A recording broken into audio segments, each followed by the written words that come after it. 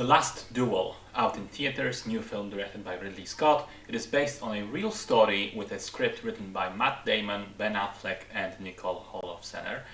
The guys initially wrote the screenplay with themselves in mind for the two lead roles, but eventually, due to scheduling conflicts, Affleck ended up switching to a more supporting role and leaving the second lead to Adam Driver, with Jodie Comer rounding up the main cast. Structurally, the film is essentially Akira Kurosawa's Rashomon, dressed in medieval France clothes. We start almost at the end of the story with Matt Damon's Jean de Carrouges and Adam Driver's Jacques Legris preparing to duel to the death.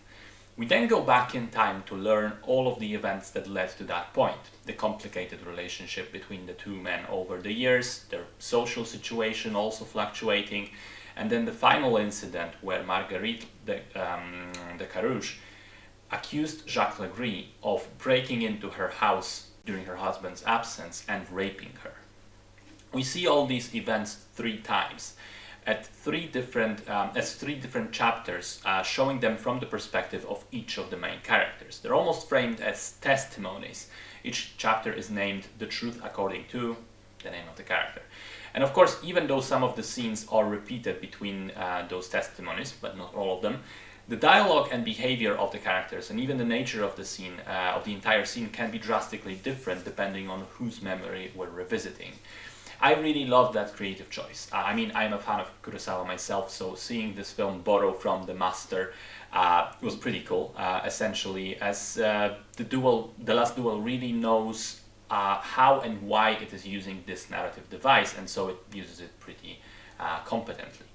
It also grew on me as time went on, because initially watching the first chapter, not yet knowing where exactly the movie was going to go with it, and the first chapter belongs to Jean de Carrouges, I thought to myself, well, this looks, slightly generic, kind of like a lot of other medieval stories I've seen already, and I was questioning some of the editing choices and the way scenes cut from one to another. But then, when the perspective finally shifts, you begin to see how not everything you were told up to that point was really reliable narration, and a lot of the editing choices suddenly make so much more sense, and the pieces fall into place.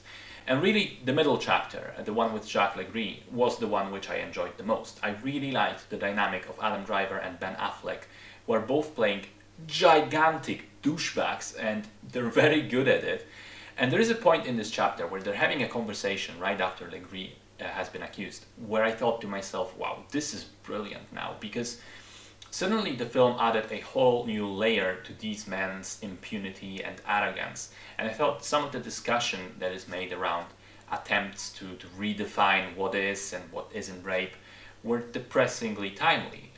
It's a story from the late 13th century. You would expect we're much more civilized now, but I did feel some of those arrogant, evil arguments are echoed in the public discourse to this day, sadly. I also want to say that I read up on the actual story afterwards, and from what I gather, it is amazingly accurately told. And it is a bit fascinating, because in real life, Legris hired the best lawyer in France at the time. And the fact that that lawyer kept meticulous notes of the case, and those notes were preserved, is the reason why we know so much of the facts today. But not all of them. Nobody really ever learned for sure who was telling the truth.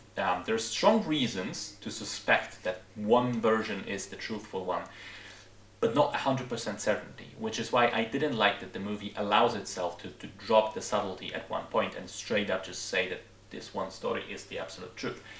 One more point I want to make is that the movie kind of opens teasing you with medieval action and knights in armor fighting one another and war campaigns, only to then quickly go into this 2-hour-long interpersonal drama, which almost makes you forget that there even is a duel still coming. But it is. And the finale is extremely satisfying with the extended duel sequence. This is Ridley Scott we're talking about. The man made Gladiator, so he has experience shooting this kind of action. And it's done in a way that is exciting and brutal and tense. As a final thing, I saw a lot of speculation on the web before the film was released about the accents. And the good news is that Affleck, Damon, and Driver are not attempting to do a French accent, which would probably be pretty terrible. But they are all doing an American accent, which is very, very jarring in the first 20 minutes or so to try and reconcile the accents with the time period and the fact that it's supposed to be France. But then you sort of forget about it and just enjoy the story. So on the whole, I was surprised with how much I ended up enjoying the entire movie. I think it's very well made, and even though there are some things that I would change, for example, cut the final scene and the movie on the one prior to that for a more powerful effect, be more subtle with the true version of the story, try to improve the pacing in some parts. But even with these faults, I still liked it very, very much, and I think it's a really solid period piece, which in many ways is still relevant today.